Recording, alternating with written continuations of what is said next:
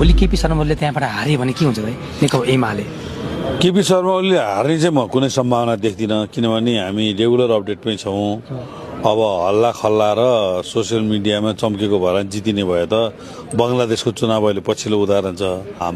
के अरे झापाबाट चाहिँ बालनले जित्ने सम्भावना म चाहिँ देख्दिनँ र यसपालि चाहिँ नि समानुपातिक तर्फको भोट 1-2% घट्न सक्छ, तर लार्जेस्ट पार्टी र ठुलो पार्टी अथवा बहुमत ल्याउन सक्ने हैसियत चाहिँ नेकपा एमालेकै छ। कांग्रेसभित्रको विभाजन, टिकट वितरणमा देखेका असन्तुष्टिहरू, निर्वाचन आयोगले खेलेको भूमिका, अदालतमा पार्टीको आधिकारिकतासित सम्बन्धित विवाद आदि इत्यादि कारणले चाहिँ कांग्रेस शिथिल भएको अवस्थामा राष्ट्रपति चाहिँ गुगलमा हल्लाखल्ला चर्चा गरे पनि भूगोलमा त्यो खालको उसको उपस्थिति नभएको हुनाले सामाजिक सञ्जालमा मात्र चर्चा मात्र हो। सामाजिक सञ्जालको चर्चाले भोट आउँदैन। त्यसो हुँदाखेरि झापामा पनि जित्दैन र देशव्यापी नेकपा एमाले चाहिँ नि लार्जेस्ट पार्टी र बहुमत ल्याउन सक्ने हैसियतको पार्टी बन्ने सम्भावना चाहिँ छ।